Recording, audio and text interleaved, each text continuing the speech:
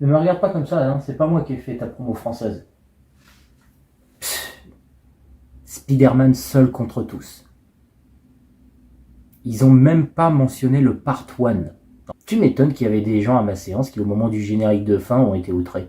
En même temps, ils ont peut-être évité toute promo sur les réseaux sociaux qui te dévoilait genre l'intégralité des moments références. Ouais, parce que ce film, c'est œuf de Packland, hein, littéralement. Mais par où commencer? Déjà, salut tout le monde, j'espère que ça cartonne pour vous. Je vais essayer d'être très rapide dans cette vidéo pour un film d'animation parce que je ne sais pas ce qui se passe en ce moment pour qu'une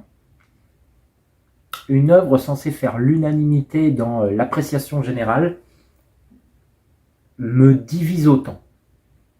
Alors on va se lancer sans plus attendre. C'est Spider-Verse Across the Spider-Verse pour le titre original, Part 1. Je fais cette précision sans plus d'informations, histoire que vous ne soyez pas aussi choqués que la moitié de ma salle juste après séance, parce que au moment où je tourne cette vidéo, je suis sorti du cinéma il y a 2 heures, le temps de rentrer chez moi à pied. Ce film est bien. Ce film est très bien, ce film est réussi. Mais pourquoi?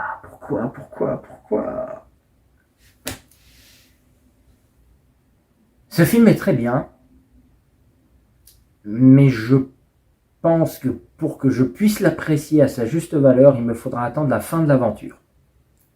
Il me faudra attendre du coup le troisième film Spider-Verse, qui je suppose aura lieu l'année prochaine, vu que la date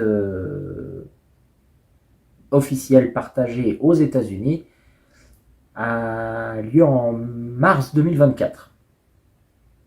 Je ne sais pas si là aussi la communication française se permettra de proposer une traduction plus ou moins adaptée, qu'elle ne gardera même pas au final.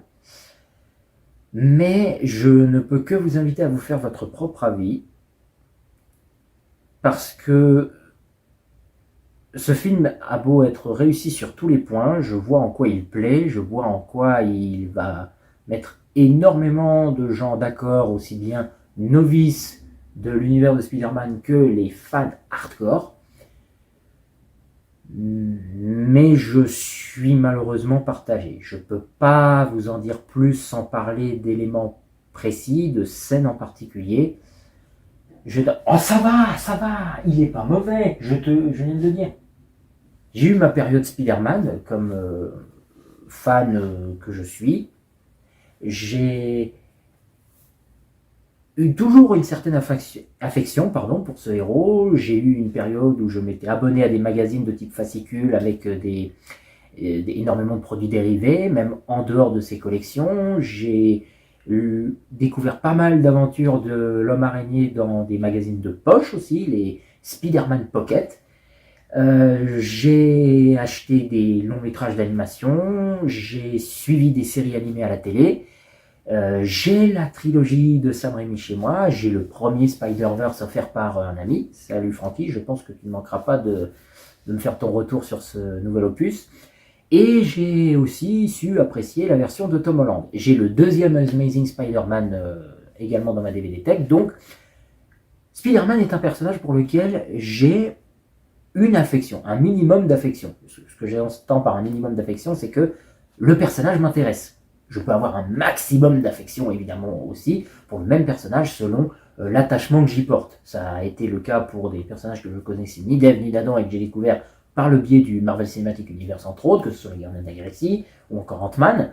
Il en va de même pour la concurrence. Là, à l'heure actuelle, vous ne le voyez pas, mais ma caméra est posée sur une armoire entièrement dédiée à Flash. Donc autant vous dire qu'en fait, le ressenti que j'ai en sortant de ce film, en dehors du fait qu'il me partage, qu'il divise un petit peu ma propre opinion, c'est que j'ai hâte de voir le film The Flash, que j'attends bien plus. Le film Across the Spider-Verse est réussi, mais j'ai beaucoup trop d'éléments parasites liés à l'intrigue qui m'ont empêché d'apprécier pleinement le visionnage de ce dernier pour la découverte que c'était. C'est un bon film, allez le voir si vous aimez l'homme araignée, allez le voir aussi si vous ne connaissez pas l'homme araignée. Je sais que du coup mon avis n'est pas des plus pertinents qui soient, mais je voulais réagir là-dessus. J'espère que vous comprendrez en quoi ce film me divise un peu, alors qu'il est réussi. Je ne sais même pas si je vais mettre cette vidéo en ligne, tant ce retour n'a absolument rien de clair. Je serais ravi d'argumenter, mais encore une fois, ça m'obligerait à spoiler des choses qui n'ont pas, par exemple, été partagées dans les bandes annonces. En fait, tout ce que l'on ne voit pas dans la bande annonce doit être abordé en détail.